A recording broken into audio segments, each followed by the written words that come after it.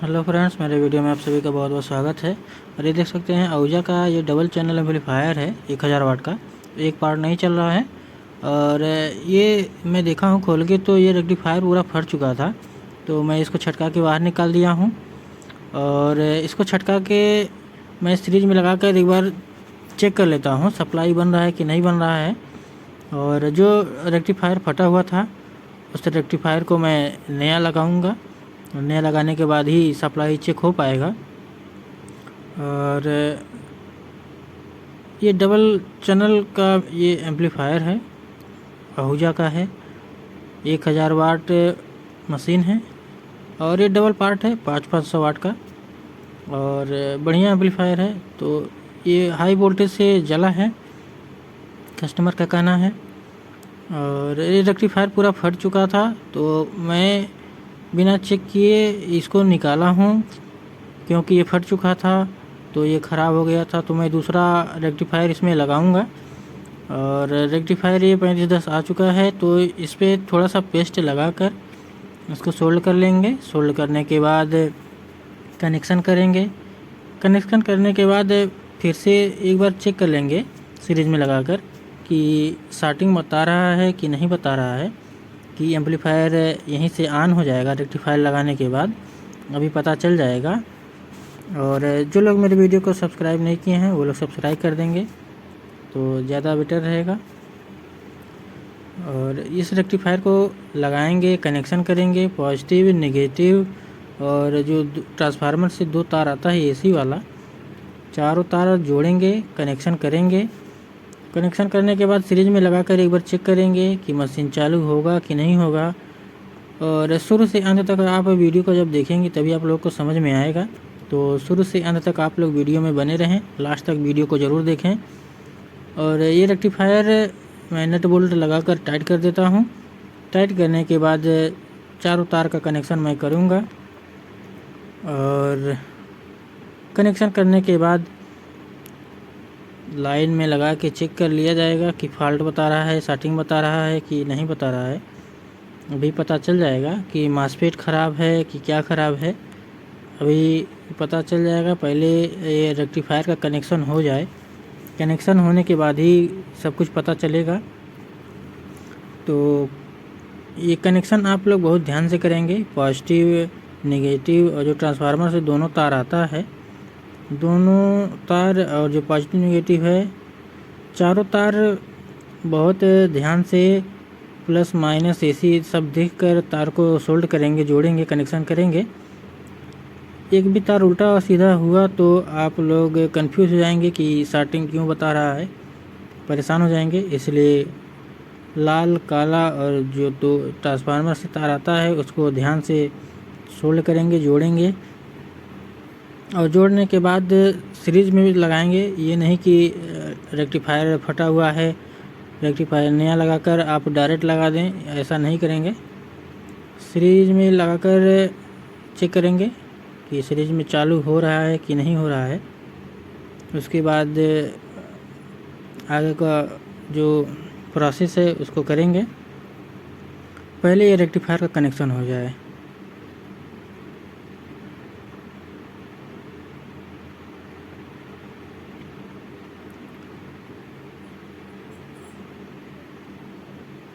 और ये कनेक्शन हो चुका है, एक तार और रह गया है जो ट्रांसफार्मर से आता है।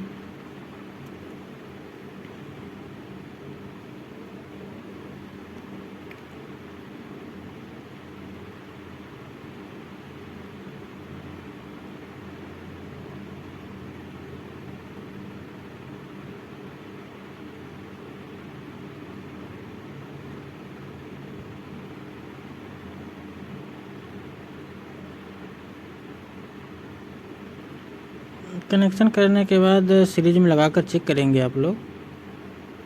और स्टार्टिंग ख़त्म हो जाता है तो ये देखिए, सीरीज में मैं लगाकर स्विच जब ऑन किया हूँ तो आप लोग देख सकते हैं स्टार्टिंग बता रहा है, लेकिन ये सप्लाई बन रहा है। सप्लाई बनने में कोई दिक्कत नहीं है, सॉरी, सप्लाई नहीं बन रहा है।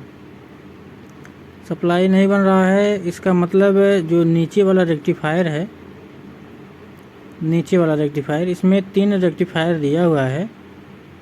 तो जो नीचे वाला रेक्टिफायर है, सबसे पहले उसी पे सप्लाई, उसी पे जो मेन सप्लाई जोड़ा गया है तार, उसी नीचे वाले रेक्टिफायर पे सब कुछ जोड़ा गया है। तो जब तक नीचे वाले रेक्टिफायर में सप्लाई नहीं बनेगा तो ऊपर सप्लाई कैसे जाएगा।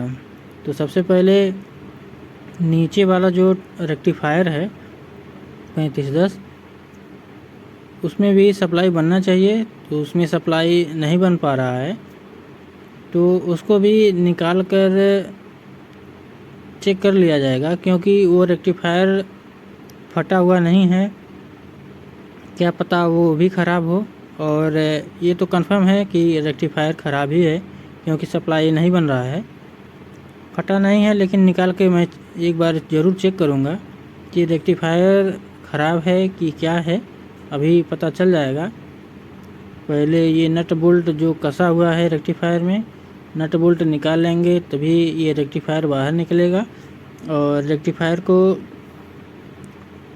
बाहर निकाल के तार को छुड़ाकर मीटर से एक बार चेक कर लेंगे कि ये रेक्टिफायर ख़राब है कि क्या है, ये भी अभी पता चल जाएगा। और इसमें जो ये वाला पार्ट है, ये वाला पार्ट बिल्कुल सही है, बहुत अच्छा है और चल भी रहा था पार्ट ए वाला। और जो दूसरा चैनल है पार्ट बी, उसी में प्रॉब्लम है। तो पार्ट बी का काम चालू है, रेक्टिफायर का काम आप देख सकते हैं। रेक्टिफायर जो फटा हुआ था उसको चेंज किया गया है, और जो नीचे वाला रेक्टिफायर और है उसमें अभी सप्लाई नहीं बन रहा है।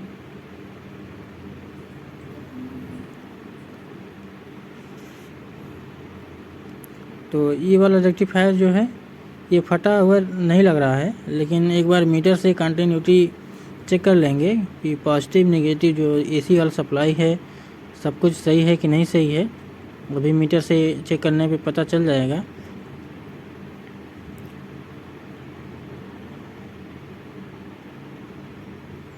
ये रेक्टिफायर ख़राब है, 60 बता रहा है। तो दूसरा रेक्टिफायर लगाएंगे इसमें 3510,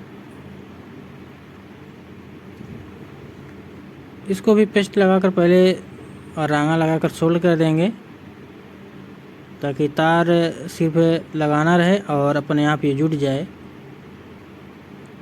जैसे ही सोल्डर तार को छुएगा तुरंत ये तार जुड़ जाएगा, क्योंकि मैं पहले से ही रांगा लगा के सोल्ड कर देता हूँ ताकि जोड़ने में आसानी रहे, जल्दी जल्दी जुड़ जाए। और ये रेक्टिफायर लग चुका है, सीरीज में लगाकर मैं चेक कर लेता हूँ। और सप्लाई बनना स्टार्ट हो गया है, सप्लाई बन रहा है, कोई दिक्कत नहीं है। और अभी भी स्टार्टिंग बता रहा है। और अब मासपेट एक बार चेक कर लिया जाए कि मासपेट ख़राब है कि जो ये प्लेट लगा है आगे, ऑडियो प्लेट, वहाँ से ख़राब है, कहाँ से ख़राब है अभी पता चल जाएगा। और मासपेट पे जो बेस होता है उस पर थोड़ा सा बोल्ट बन रहा है, तो वो बोल्ट बनना नहीं चाहिए, बेस पे सप्लाई नहीं आना चाहिए। तो यहाँ पे बेस पे सप्लाई आ रहा है। तो सबसे पहले जिस तरफ सप्लाई बन रहा है उस तरफ जो मोटा मोटा हरा वाला कंडेंसर ये रेजिस्टेंस लगा है, उसको मैं उंगली से चेक कर ले रहा हूँ एक बार कि कौन सा रेजिस्टेंस गर्म हो रहा है। और अभी यहीं से पता चल जाएगा कि कौन सा मासपेट ख़राब है। और कोई भी रेजिस्टेंस गर्म नहीं हो रहा है।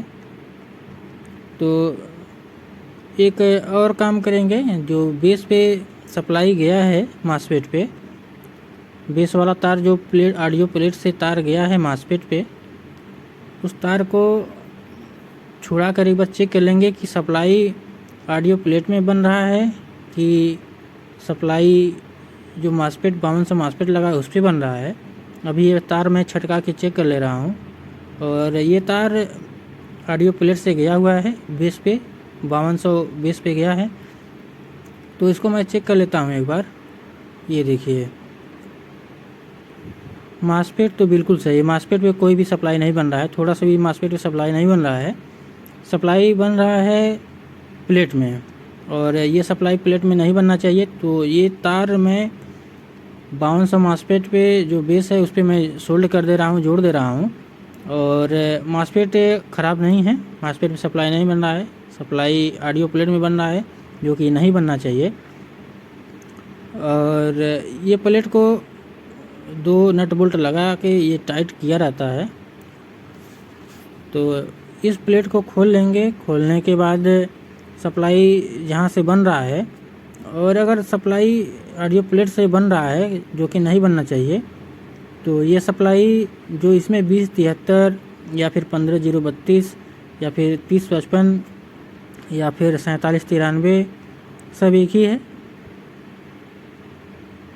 और जब सप्लाई बन रहा है तो ये मान के चलिए कि जो 2073 या जो मैं बताया हूँ 4793 3055 2 पीस लगा रहता है। इसमें एक ही ख़राब होगा क्योंकि सप्लाई एक ही तरफ बन रहा था, तो एक ही ट्रांजिस्टर गया होगा 2073 और इसमें 3055 लगा है तो एक ही 3055 गया होगा और एक ही गया होगा। लेकिन मैं इसमें दोनों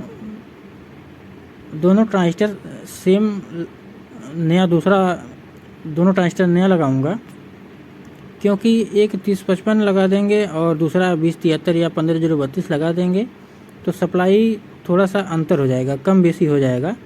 कहीं पे 5 वोल्ट बनेगा तो कहीं पे 6 वोल्ट बनेगा, सेम नहीं रहेगा। तो जब भी इसको चेंज करेंगे तो दोनों सेम नंबर का और सेम मॉडल का होना चाहिए, तभी जाके सप्लाई बराबर बनेगा और आवाज़ अच्छा मिलेगा और मासपेट गर्म नहीं होगा, ट्रांजिस्टर गर्म नहीं होगा जब एक ही नंबर का एक ही कंपनी का लगाएंगे। तो इसलिए मैं दोनों ट्रांजिस्टर जो 3055 इसमें लगा था दोनों मैं निकाल दे रहा हूँ। एक ख़राब है और एक सही है, लेकिन मैं इसमें दोनों 15032 लगा दे रहा हूँ। दोनों सेम रहेगा, दोनों एक ही कंपनी का रहेगा तो मासपेट जल्दी गर्म नहीं होगा। और जो बेस पे 5 वोल्ट मिलता है वो बराबर 5 वोल्ट मिलेगा तो ज़्यादा गर्म नहीं होगा और चलने में भी अच्छा रहेगा और आवाज़ मीठा रहेगा, क्वालिटी में रहेगा। तो दोनों 2073 को मैं निकाल के नया लगा दिया हूँ, देख सकते हैं 15032 में लगाया हूँ। ये रहा दोनों 15032, तो मैं दोनों 15032 लगा दिया हूँ। और अब इसको थोड़ा सा सीरीज में लगाकर मैं चेक कर ले रहा हूँ कि मशीन ऑन होगा कि नहीं होगा। और ये देख सकते हैं मशीन ऑन हो चुका है और स्टार्टिंग नहीं बता रहा है, ये देख सकते हैं। और पीछे मैं ब्लूटूथ एक केबल लगा दिया हूँ आक्सेक में और साउंड का कनेक्शन हो गया है। अब थोड़ा सा मास्टर वाला वॉल्यूम थोड़ा सा चालू करके देख लेता हूँ और ये देखिए गाना बहुत अच्छे से चल रहा है, कोई दिक्कत नहीं है। स्टार्टिंग वोटिंग ख़त्म है, गाना एकदम अच्छे से चल रहा है, कोई दिक्कत नहीं है। और लास्ट तक देखने के लिए बहुत बहुत धन्यवाद।